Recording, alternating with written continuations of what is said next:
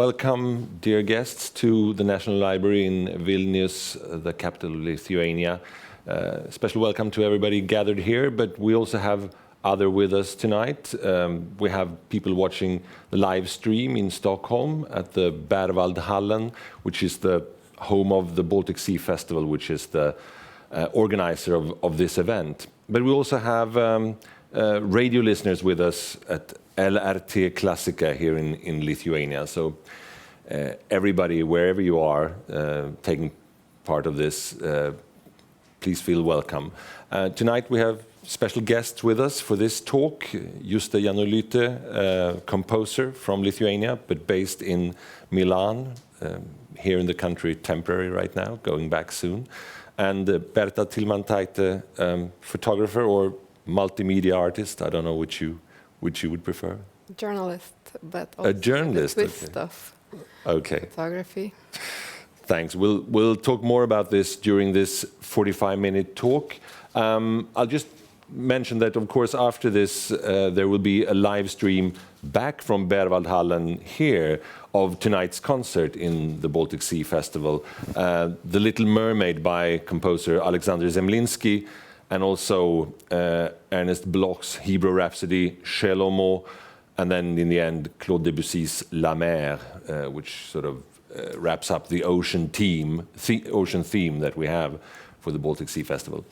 My name is Fredrik Wadström. I'm a journalist with the Swedish Public Radio, and I work with the arts department and sort of is on loan to the Baltic Sea Festival for this event. But it's very nice to be in Vilnius, where I usually don't get to come this far west, as I see. I'm usually in Russia or Ukraine in my travel and my work.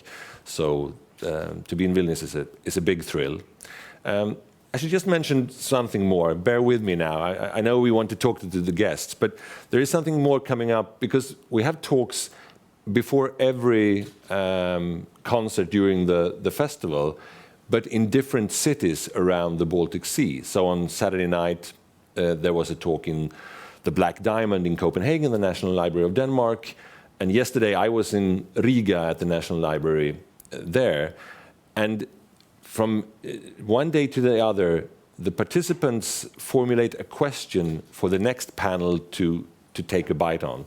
So yesterday we had to battle a question from Copenhagen when we were in Riga, and tonight we'll get something from Riga to deal with here. But we'll come to that later. I'll just explain the format, that these different evenings go together. So, Justė Janulytė, Berta Tilmantaitė, just the Baltic Sea. We're not really by the sea right now, but could you say something what it means in Lithuania? I think it's quite strong in all of us, the sense of the sea. And since we are little, we hear fairy tales that have something to do with the sea as well. Lithuanian fairy tales? Yes. So I think it's like, and then as well, when we are little, we go to the seaside, of course, for the summertime. So I think we have this marine, a bit of marine in us, and at least I do. I don't know how it's different. I think it's very strongly into the myths and legends that are very famous, very important for us. Legends and myths connected with the sea, and so which really like base your mentality somehow even. But like speaking personally, I think the sea, and also not only sea but water in general, sea and the rivers which we have in our main cities, Vilnius and Kaunas as well, and the lakes, the huge quantity of the lakes in Lithuania. So all brings all this water theme very important to us, or at least for me personally. It's very interesting to hear, because I mean, as a Swede, the Baltic Sea is everywhere basically. We have such a long coast, but I never even, maybe I'm wrong, but I can't remember even people talking or referring to it. It's like it's just there. but with a much shorter coast for Lithuania, you say it's important. It's something everybody relates to and grows up with. I think in general for countries, some natural features are very important for the identity of the country. So Lithuania doesn't have much. We don't have mountains, for example, that we could relate to or that we could turn into a part of our identity. So I think Baltic Sea is like one of the clearest and one of the strongest features that we can use while we form the identity of our country and identity as us as a society, community. So I think that's why it's very important. Of course, also because we just have 99 kilometers of the coast. So we really appreciate it. I think we would see it a bit differently if we had it all over. So yes, as Justė mentioned, lakes and rivers and the Baltic Sea are, I think, very important for our identity, as nature is important for every country. I think it's a very different feeling when you go to, for example, landlocked country. The identity and the personalities of people are different there. And when you go to the you've traveled a lot in your work. Have you noticed this? You mean? For me, I speak it from my personal experience. That yes, I feel that the atmosphere is different. For example, in a landlocked country, the atmosphere is different in the country where the mountains are the main natural feature of the country, of the landscape. And so that's why I feel like that Baltic Sea is really a strong feature in our identity, even if people don't go there often. Like, for example, my grandfather saw it only once. Your grandfather saw the Baltic Sea only once? Yes, when we brought him there, he doesn't have the interest to go there, even though he lives very close to it. But I think it's still like very, very strong in general. In every of us as a society. If we move on to work, I mean, the sea, what kind of presence can it have? I mean, Justė, your music has some kind of a flow to it that you could actually start thinking of the sea or water. What kind of impact does it have on your work? Well, I think water is like the first and the principal source of inspiration for me all the time. I think it's, well, not only for me, for composers in general, because with the water you have this sense of fluidity and you have the flow, the concept of flow, and flow is time and time is music. So I think for composers in general, water as a inspiration is always very important. And it's really endless, and you can think about a lot of musical metaphors connected with water. So yes, and then it's still really like very interesting. Well, even the texture is something which doesn't have any limits, and the color, there is no color, but there is a reflection, and it can reflect like different contexts where the water is in. I did just yesterday I was observing the lake. I was 1 week near the lake, and I made this just very banal observation, just observing the lake, that it actually connects somehow the sky and the earth, reflecting them, because when you see the color of the lake, it reflects the sky, the blue and the clouds, of course, and also the earth, the green color of the forest and over what's growing in around. So both, you have the connection between the sky and the earth just through the water, through this reflection. And it's very simple, but it was so beautiful for me to watch. And I think I could like write over hundreds of pieces connected with water after many of them I already done. And like also observation of clouds, which clouds are also water. And sinking into water, on all these like phenomena which water can inspire. So yeah, it's endless. Berta, you're a scuba diver as well. I'm free diver. Yeah, so you, I mean, water is something that's been part of your work very physically. Yes, since I was little, it was my favorite playground. My parents could couldn't get me out, even though I was shivering from cold and my skin was shrinked. I just wanted to be there because it was so interesting, because you could go between two worlds, dive under and come out. And by the time you come out, it's like you breathe for the first time. It's like, like you are born. And how could you move on to work with that experience? I mean, how could that continue into what you're doing? So I just wanted to keep on playing. Now it's my favorite work ground, which is very challenging because it's much more difficult to work in water and with water, because it's at the same time it's unnatural and like foreign space to be working in. Even though we are coming from water, we have this mammalian dive reflex that helps us to stay underwater, for example. But at the same time, it's different than on land. There are more challenges that you have to deal with. And for me, it's a big inspiration, because I constantly have to think how to do things, how it works. It always surprises me. And challenges me and lets me grow. Let's get back to the compositions. I mean, let's be a bit more concrete. Justė, you have been working with, you call it monochrome music, but not minimalist music, or? Well, both, and it was very monochrome at the very beginning when I started to compose, because it was mostly pieces written for the same kind of instruments, only strings, only winds, only voices. It was like a blank sheet of paper I started with. But actually it was already 15 years ago, and then my field extended gradually, and now I mostly write mixed timbres and mixed ensembles of different instruments. Yes, and it is also minimalistic, as you say. There is a lot of repetitive techniques inside, but which are more like connected, not like some technique or some aesthetics like itself, but it reminds me of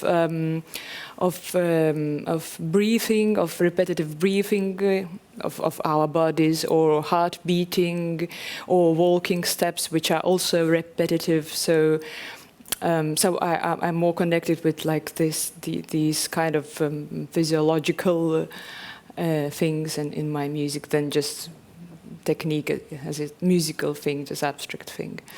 There is something we could listen to. Could you just tell us what we're going to hear a bit of? We could listen to a just small excerpt of a piece which is called "The Color of Water," which is something utopic, because as I mentioned, there is no color, it's just the reflection of something. And it's a piece for saxophone solo and symphony orchestra. Let's listen to a couple of minutes of that piece so we get an idea.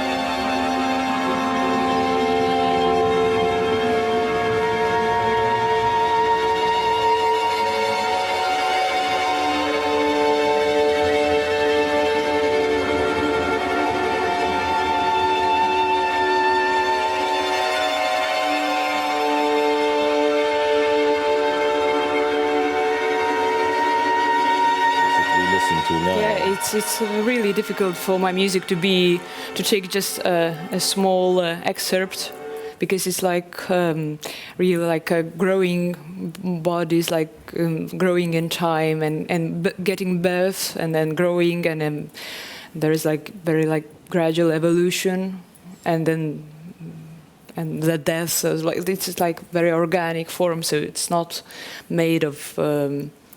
There are no stops of this flow. Is there a way of describing how you write this, how you compose this? How does it start, and where do you go? It's a difficult question. Yeah, I think I just take some small idea and then I extend it in time. Some sound, I think some sound which is being extended in time, in some time flow, and it's like a little like tree which is just slowly growing into the biggest form possible for this organism. And then it's, of course, it goes to the death, and the most simple ways. I mean, you work internationally in many countries. Your work is being performed in many situations. Where did this piece belong from the beginning?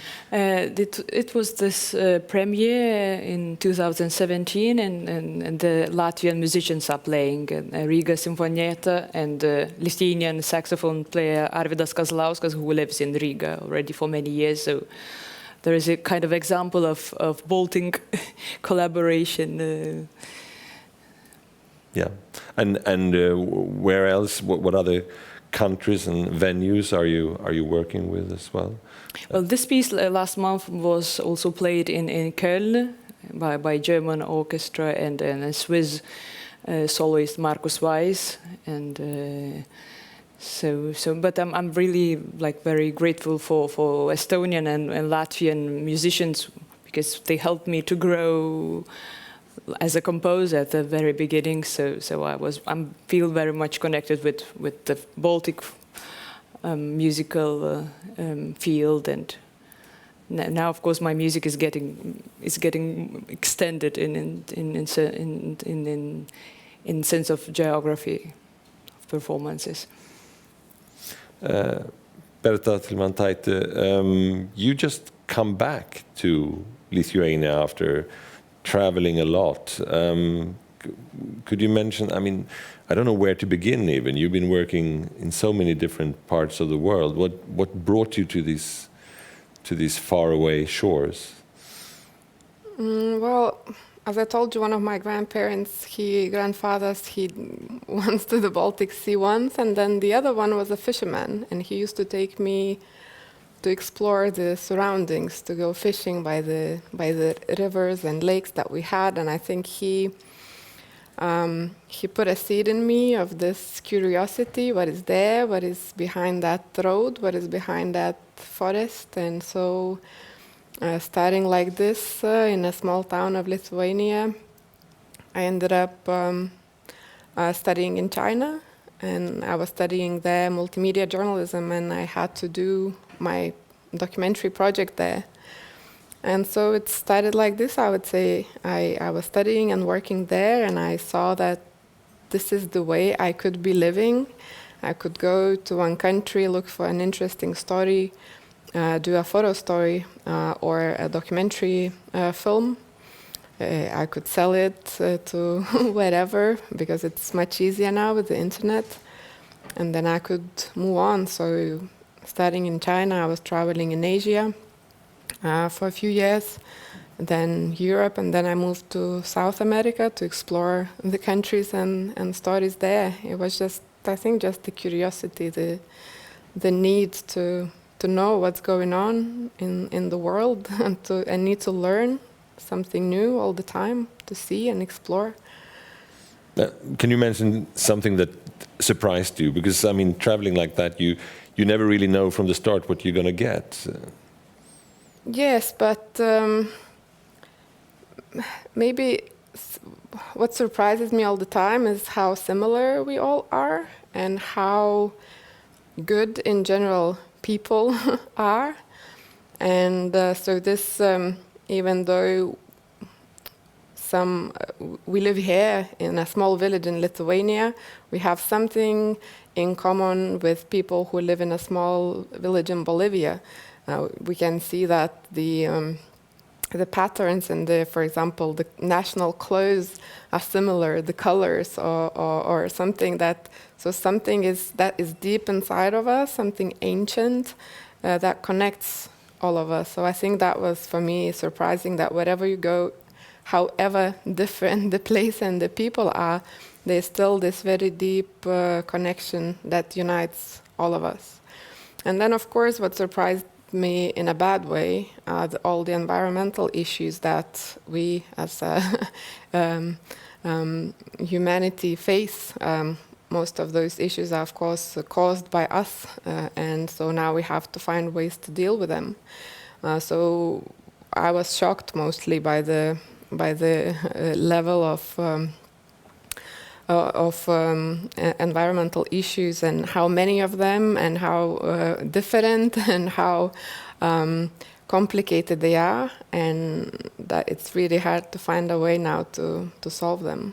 I mean, we talk about the sea and your work and environmental issues, and also Baltic Sea Festival has this sustainability component. What approaches have you been doing with water and sea and environmental issues? Yeah, so mostly when I started to work, of course I wanted to work and do stories about something that I care the most, that interests me the most, and that was water, just like for Justė. And I did a story, for example, in China about the river that went dry and that the government was trying to rebuild. So it shows the need that people have for water, to have a nicer place to live, that water gives quality to the life.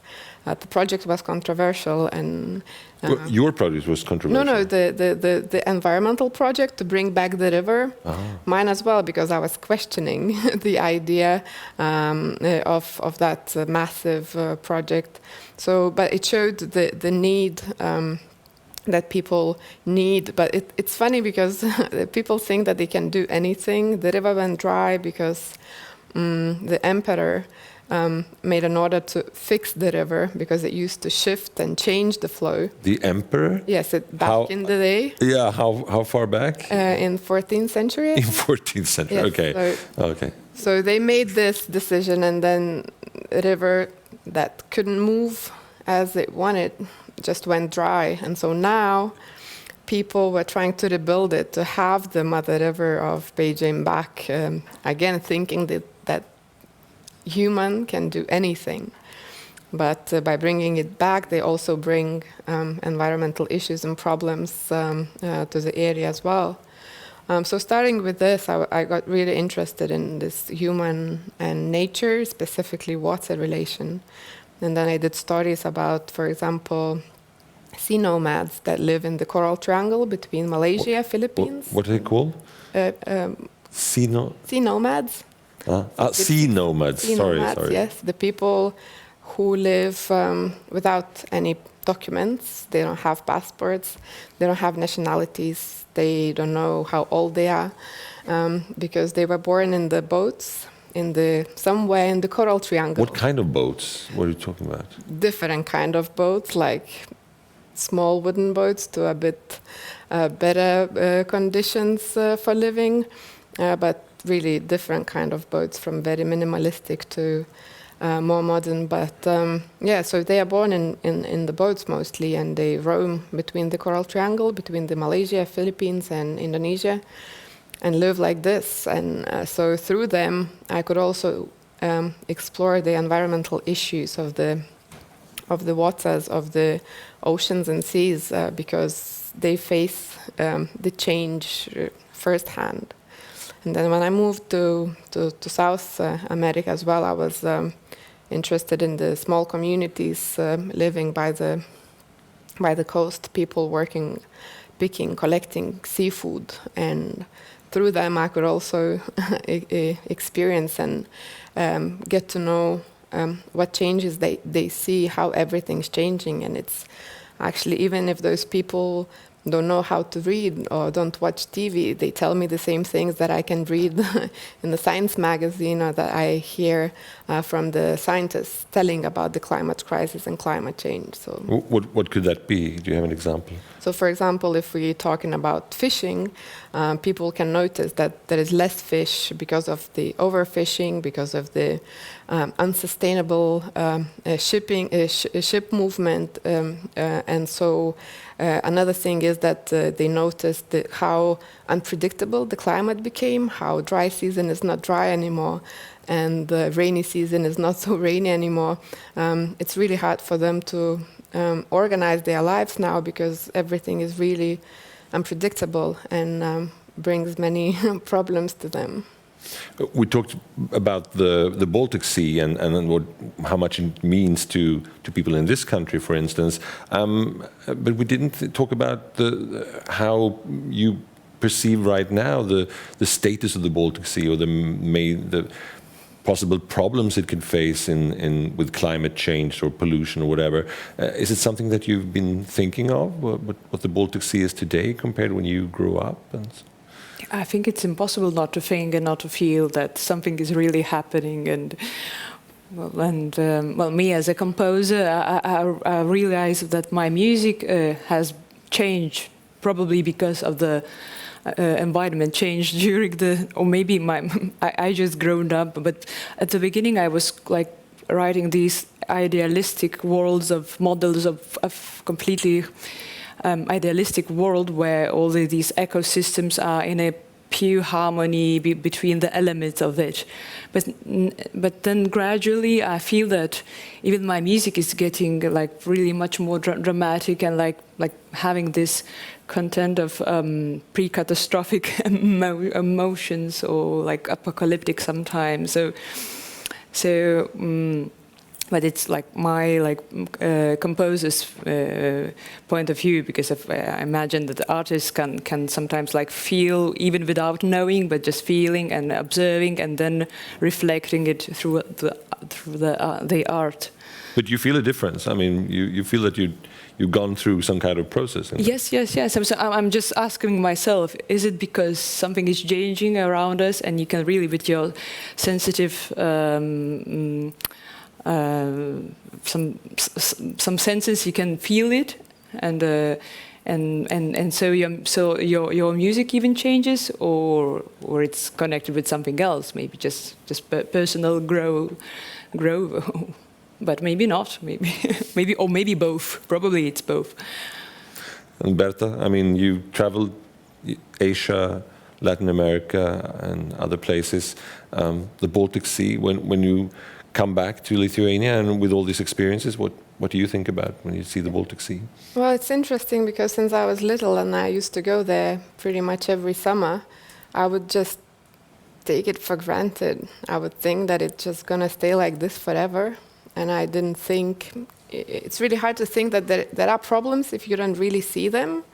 So I didn't know that there might be something wrong. And it's funny that I had to go somewhere else to actually realize that there might be some problems there back at home as well. And so then, of course, when I started to understand the whole situation of the environment, of the oceans of the world, of the seas of the world, what's going on, I started to look back to my home country and to start to read about the environmental issues in the Baltic Sea. And it's actually very interesting because it's a very specific body of water that has salt water from the Atlantic and that has fresh water from the rivers and streams. So it is a very unique environment for flora and fauna, but it's been polluted with litter, with oil spills, with it faces also overfishing that pretty much every body of water in the world faces. So yeah, there are problems, and then one of the ideas or one of the goals for me to come back here would also be to explore those issues and to do a story about that. You're consciously thinking about. It's been a doing few something? years. Yes, it's been a few years. The idea is spinning in my head, but with the stories, you also always have to find the right time and the right way to tell it. And of course, sometimes the thinking might take too long, but I hope it's gonna happen. So, before time runs out, we have this format of the question going from one discussion to the other during the Baltic Sea Festival. So, I just want to throw in this from last night. We were in the National Library of Riga in Latvia, and I had the entrepreneur Dagnė Leina, who works with a Digital Freedom Festival and tech companies, and then also the former politician, nowadays entrepreneur and building museums and cultural institutions, Maris Gailis, and they came up with this question for us to discuss. Can there be unity between the Baltic countries? And I think they mean the three countries in this specific region, not just the Baltic Sea in general. Culture projects, cooperation, a future kind of common region. Do you see something like that happening? I think so. It happens already. Well, at least, again, I can speak only personally. I was feeling it like all the years. I was writing music for Latvian musicians and Estonian musicians, and I feel very much connected with them. And so, but maybe more inside of our three countries, which Baltic countries, maybe less in the sense of the bigger region of Baltic Sea, if you're imagining, including Sweden and you see Denmark, you see yes. more cooperation in this. I think that it exists already between all three of us, of Estonia, Latvia, and Lithuania, but maybe not enough with other Scandinavia. So that could be. Well, I mean, it was just a few days ago, on Friday last week, there was this commemoration of the 30-year anniversary of the Baltic Way, this human chain of 2 million people holding hands. And I mean, it was a big thing in Sweden as well, looking back to it, discussing, remembering the impact of it. Do you have personal memories from this? Yes, I remember it very clearly, and it's one of the brightest memories from my childhood that I think gave me some sort of a direction how to even not be afraid of do something. Really? And also the sense of unity as well, that we are all connected. At that time it was physical, actual connection, but then I think until now we have this bond with Baltic countries, and I think we have at least some sort of a bond with other Baltic countries. I remember myself being little and my parents telling me, so on this other side of the sea there is Sweden, and I would think, oh, I want to go to Sweden one day and see. You mean the sea connected the countries? Yes. So for me, Sweden was this magic place, and I was thinking, so sea maybe starts there, or how it comes, So I wanted to go to Sweden to see how the sea looks like there. So I think that the sea connects us, we want it or not, and it's just up to us how to use that connection. And just the Baltic Way, what do you remember? Remember it as a very strong, more emotional than the mental experience. I remember just going into this somewhere out of Vilnius, probably because we wanted to fill the gaps, because in Vilnius probably there was no need to, it was already like full. The line was full, and I remember we were searching for some point out of Vilnius just to fill more the gaps where people were missing. So and you went with the whole family? Or? Family and also grandparents, and I was 7, and even I was searching for photos, but probably we forgot because of this like rushing up. We forgot our camera at home, and even if there are no photos, the memory is really strong and bright.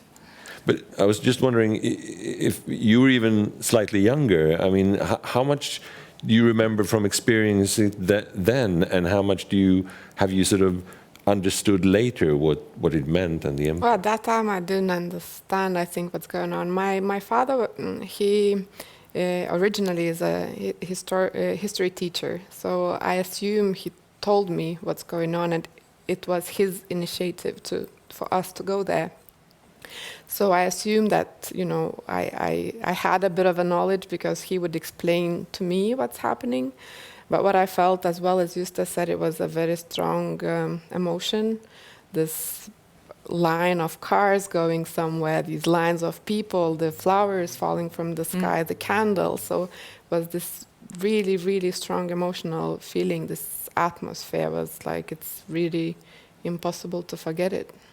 What has been less talked about in where I come from, I mean, the Swedish discussion has been sort of just saying, look, it's brilliant, it's fantastic, imagine what happened and what it led to. I mean, the independence of the countries actually sort of stems from, partly at least, of this. But sometimes I think, why doesn't anybody tell me how they did it? I can't figure out how you actually managed to organize such an event.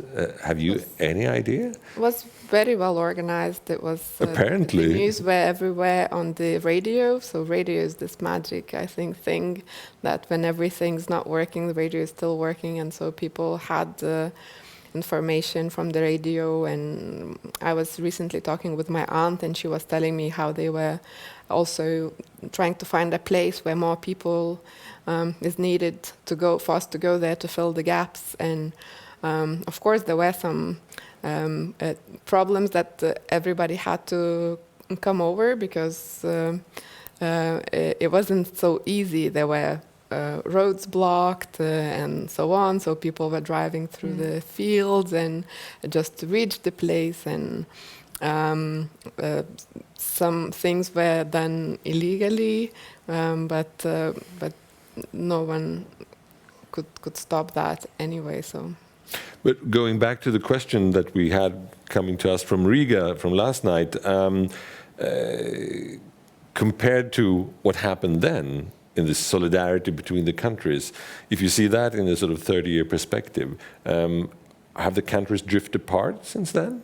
Or, I mean, compared to that, it's such an extreme moment. Yeah, because always solidarity comes when there is something extreme, when you have something to fight against. And when you live a comfortable life, of course, you drift apart. And this, I think, this individualism, you know, makes us separates us from each other. We go to live our lives in our home, and so I think the countries also, when we got our independence back, now we deal with what's going on here and maybe forget what's going on next to us. But we had this period where we went back and lived closely, and I think now the time is coming for us to unite again, because all the environmental issues that we face, they are universal. There are no environmental issues that are important just for one country or another. Even the Amazon in Brazil, it has to do with all of us. It's not the problem of Brazil, it's the problem of all of us. So I think the unity and the connection between Baltic region, between European countries, between the continents is very important, and there's no other way. We just have to get closer and cooperate. And I mean, historically, culturally, I understand there are a lot of sort of specific parts of these countries, but I mean, we talked about minimalism before. There are sort of minimalist composers in these countries. What have they meant for your music, for instance? I think they create sort of Baltic tradition. Usually when you speak about your music somewhere out of Baltic countries, you speak about the Baltic tradition of minimalistic, of repetitive music, and like even mentioning Arvo Pärt or Lithuanian composers, Bronius Kutavičius. and Peter Svalsk, well, he's not so minimalistic. So, but there are like more examples of these, and so it also helps us to, I think, to have and to create our identity, even if then everyone is very different, but and we feel it like culturally and musically that there is this connection. So. The Baltic Sea Festival moving on during the week, and we have to come up with a question as well, of course, to keep up this format. So on Wednesday night, there's a talk in Estonia in the Arvo Pärt Center, and the scientist Tarmo Soomere, who's a coastal scientist and marine scientist, will talk to Jonas Hellerma, who's an arts journalist and TV presenter, and for their discussion, we need to send something to them. What could that be? They're probably going to talk about, I guess, Baltic Sea and environmental issues as well as culture. So I was thinking about this, and when it's going to be really interesting to listen to their discussion from another perspective about science more. And I think I would like to continue this narrative of connection and unity, and but talk about the connections between communities, the communities of artists and scientists and maybe journalists that also come close to art sometimes and come close to science sometimes. And I would like to ask them if they think that those connections between those communities are important, and if so, how could we make those connections and bring closer the science and the arts, the scientists that work, in this case, the coastal scientists or marine scientists or whichever field, with artists and with journalists. Me as a journalist, a photographer, I often use the scientific material and research for me to start working on my project. So for me it's really important, and then when I collect this information, I can transform it into something visual, usually. So I would like to ask them if they think that this sort of connection is important, how to make it, and how to find ways to not only talk about issues, but how to find ways to solve those issues. Justė, is there any, I mean, the music community, do you see that it also has a potential of sort of connecting to other communities in society as well? Yeah, I think so.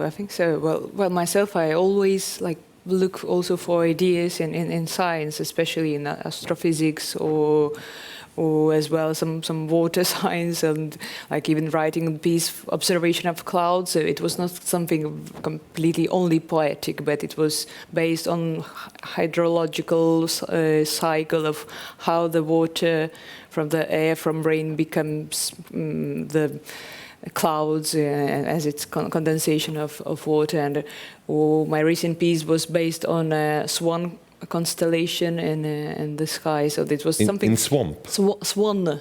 Cygnus constellation, yeah, which is a very beautiful musical structure because there are two crossing lights.